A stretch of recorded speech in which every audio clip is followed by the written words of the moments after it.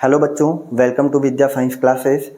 आज हम लोग बहुत ही महत्वपूर्ण सिलेबस को कवर करने जा रहे हैं। छत्तीसगढ़ में जितने भी प्रवेश परीक्षाएं होती हैं जिसमें सबसे महत्वपूर्ण है आपका एग्रीकल्चर का। तो एग्रीकल्चर का आपका जो गणित का सिलेबस है वो आज से मैं आप लोगों को पूरा कवर कराने जा रहा हूं। तो आज से मैं आप लोगों को पीएटी का पूरा गणित का सिलेबस कवर कराने जा रहा हूँ, जिसमें हम लोग सबसे पहला सिलेबस के रूप में देखेंगे समांतर श्रेणी।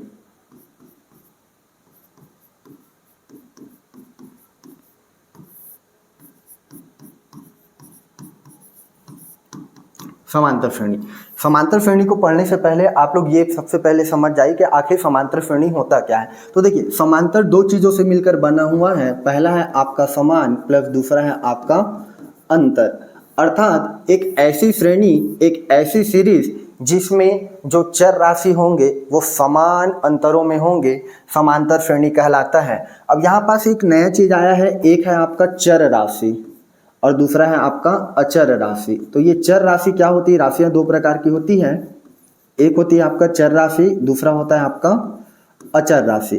तो चर राशि किसे कहेंगे?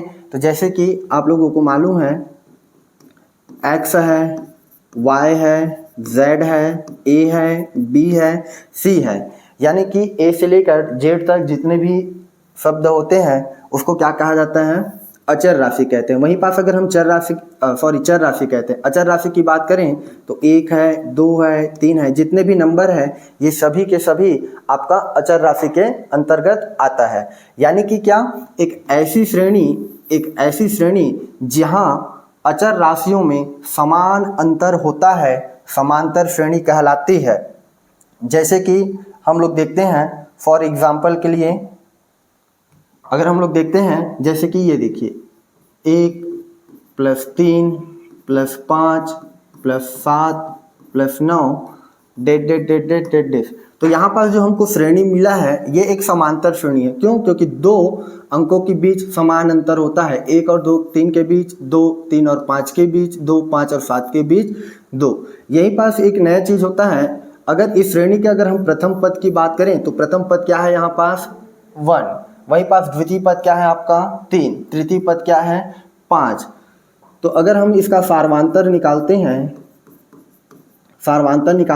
सार्वधातुक D बराबर होता है आपका, सार्वधातुक बराबर होता है दूसरा पद माइनस प्रथम पद, अर्थात दूसरा पद क्या है आपका? 3 माइनस प्रथम पद क्या है? 1। क्या हो जाएगा आंसर आपका? ये आ जाएगा 2। यानी कि इस समांतर श्रेणी में सार्वधातुक क्या निकला? 2।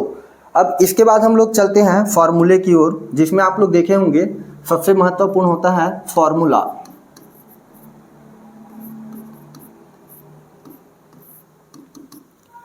जैसे कि आप सभी जानते हैं कि बिना पेट्रोल के, बिना डीजल के आप गाड़ी नहीं चला सकते। भले ही आप गाड़ी चलाने में कितना ही महारत हासिल क्यों ना हो, जब तक गाड़ी में पेट्रोल नहीं होगा, डीजल नहीं होगा, आप गाड़ी चला सकते हैं क्या?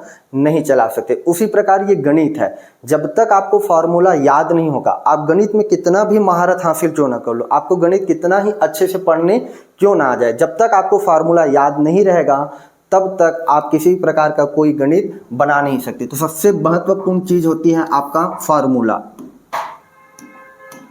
तो जैसे कि अगर हम समांतर श्रेणी की बात करें तो इसमें सबसे पहला होता है आपका सार्वधातुक D बराबर क्या लिखवाया था? दूसरा पद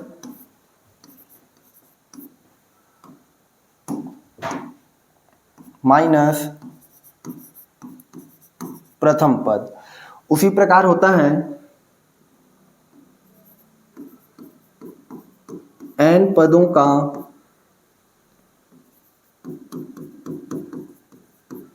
योगफल Sn बराबर होता है n/2 2a + n-1d। अगर अंतिम पद दिया हो तो क्या हो जाएगा? n/2 a + l। इसी प्रकार आपका होता है श्रेणी का mवां पद, श्रेणी का nवां पद, श्रेणी का nवां पद Tn बराबर होता है a plus n minus 1d। अगर आपको अंतिम पद दिया है l तो इसके बराबर भी हो जाएगा a plus n minus 1d। तो ये समांतर श्रेणी ज्ञात करने का सबसे महत्वपूर्ण फार्मूला है। ये फार्मूला आपको याद होनी चाहिए। जब तक फार्मूला याद नहीं होगा तब तक मैथ्स आप लोगों से बनेगा नहीं। जैसे कि एक एग्जांपल देखते हैं। जैसे कि हमारे पास एक क्वेश्चन है 5 प्लस 9 प्लस 13 प्लस 17 का 25वां पद ज्ञात करना है। जैसे कि पहला प्रश्न है, हमको दिया हुआ है श्रेणी 5 प्लस 9 प्लस 13 प्लस 17 डेश 25वां पद ज्ञात करना है। 25वां पद हमको ज्ञात करना है। तो सबसे पहले क्या हो जाएगा, हल में प्रथम पद a बराबर कितना दिया है 5, क्या निकाल लेंगे सार्वांतर d बराबर क्या होता है द्वितीय पद माइनस प्रथम पद। द्वितीय पद क्या है 9 माइनस क्या हो जाएगा 5 इज इक्वल टू क्या हो जाएगा 4। ज्ञात क्या करना है श्रेणी का 25वां पद, इसलिए श्रेणी का 25वां पद क्या हो जाएगा आपका T25। पहले फॉर्मूला लिख लो।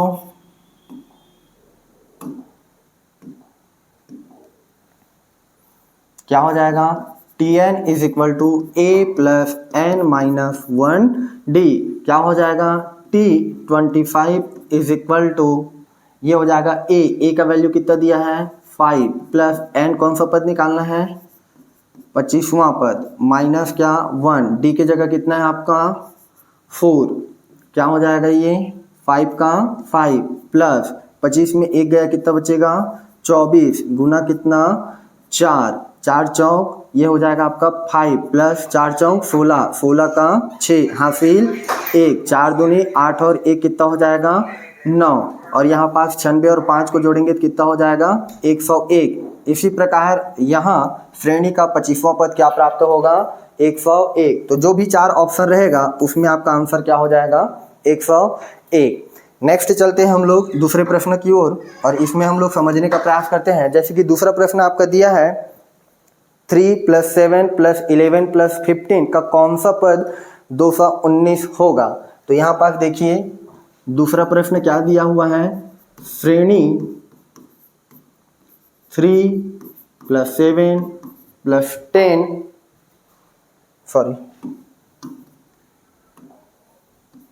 11 प्लस 15 का कौन सा पद 299 होगा। चलिए इसको सॉल्व करके देखते हैं क्या हो जाएगा। सबसे पहले आप लोगों को मालूम होगा क्या दिया है आपको प्रथम पद a बराबर कितना दिया है 3। दूसरा क्या है आपका निकाल लेते हैं सार्वांतर d बराबर क्या मिलेगा आपको 7 माइनस 3 इज इक्वल टू कितना हो जाएगा 4।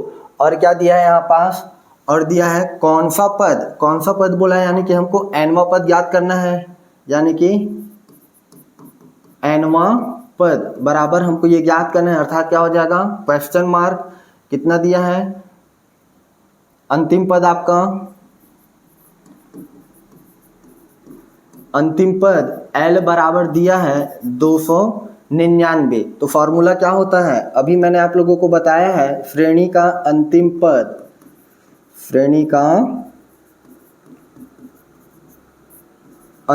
पद क्या होता है L is equal to a plus n minus 1d। यहाँ तक समझ आया। फॉर्मूले में मार रख दो L की जगह कितना हो जाएगा 299 इज इक्वल टू a कितना है 3 प्लस n हमको ज्ञात करना है -1 d की जगह क्या रखेंगे 4। क्या हो जाएगा ये 299 इज इक्वल टू 3 प्लस 4 का मल्टीप्लाई करो 4 का गुना n के साथ 4n हो जाएगा और ये हो जाएगा -4। क्या हो जाएगा ये हो जाएगा 299 इज इक्वल टू -4 में 3 को अगर हम ऐड करेंगे तो क्या हो जाएगा 4n माइनस 1, माइनस 1 उधर जाके प्लस 1 हो जाएगा, तो ये कितना हो जाएगा आपका 300 बराबर क्या हो जाएगा ये 4n। इसलिए क्या हो जाएगा 4n इज इक्वल टू कितना 300, तो n इज इक्वल टू कितना होगा 300 अपॉन कितना 4। इसको डिवाइड कर दो, कितना टाइप्स में जाएगा, हो जाएगा 4 सत्ते 28, कितना बचेगा 2, 20 हो जाएगा, ये हो जाएगा 4 चौक 16, 4 पंचे 20, तो n का वैल्यू कितना आया 75। तो क्या हो जाएगा श्रेणी का कौन सा पद 299 होगा, तो कौन सा पद होगा 75वां पद, कौन सा पद 75वां पद, तो श्रेणी का 75वां पद क्या होगा 229 होगा। क्लियर यहाँ तक। चलिए नेक्स्ट प्रश्न की ओर आगे बढ़ते हैं। चलिए हमारा अगला प्रश्न है, पहला दिया हुआ है निम्न श्रेणी के अंतर्गत क्या क्या दिया हुआ है 7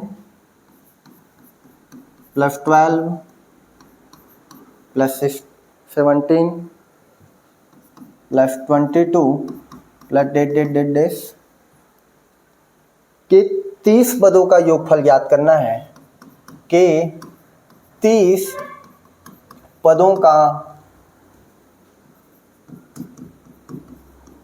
योगफल ज्ञात करना है। तो चलिए ज्ञात करते हैं, क्या हो जाएगा। हम सबसे पहले क्या करते हैं, जो दिया है उसको लिख लो। सबसे पहले क्या दिया है आपका प्रथम पद a बराबर कितना दिया है 7, कितना दिया है 7। वहीं पास इसका सारवांतर d बराबर क्या हो जाएगा, ये हो जाएगा 12 माइनस 7 इज इक्वल टू कितना आएगा 5। क्या ज्ञात करना है 30 पदों का योगफल। तो आपको मालूम है यहाँ पास दिया है n इज इक्वल टू कितना दिया है आपको 30, और श्रेणी के 30 पदों का योगफल Sn बराबर क्या होता है n by 2 2a plus n minus 1d। ये फॉर्मूला है, फॉर्मूला में मार रखो n इज इक्वल टू कितना है 30 अपॉन कितना हो जाएगा 2 a की जगह कितना है हमारा 7 प्लस n की जगह 30 माइनस 1 d कितना निकाले हैं 5। ठीक है, इसको 30 को 2 से भाग दो, कितने बार में जाएगा 15, ये हो जाएगा 7 दूनी आपका 14, 30 में 1 गया कितना बचेगा 29 गुना कितना 5, क्या हो जाएगा ये 15, ये है आपका 14 प्लस 5 निया 45, 45 का 5 हासिल 4, 5 दूनी 10 और 4 कितना 14। आगे क्या हो जाएगा ये 15, इसको जोड़ दो 4 और 5 कितना 9, और a हो जाएगा 5 और 4 सॉरी ये हो जाएगा 5 और 4 कितना हो जाएगा 9, 4 और 1 5 और ये 1। अब गुना कर दो इसको आपस में, कितना फिर हम लोग गुना करेंगे, कितना आया 159 गुना करेंगे कितना 15, 15 को गुना करो 9 से कितने बार में जाएगा 15 निया 135, 135 का 5 हासिल कितना बचेगा 13, 15 पंचे 75, 75 और 13 कितना हो जाएगा, ये हो जाएगा आपका 88, 88 का 8 हासिल कितना होगा 8, 15 कम 15, 15 में 8 जोड़ोगे तो कितना होगा 22, हम लोग 33 लिख लिए थे सॉरी, ये हो जाएगा 2285। इसका आंसर आएगा, तो आंसर कौन सा सही है आपका ऑप्शन सी 2285, एक सेकंड 33 होगा।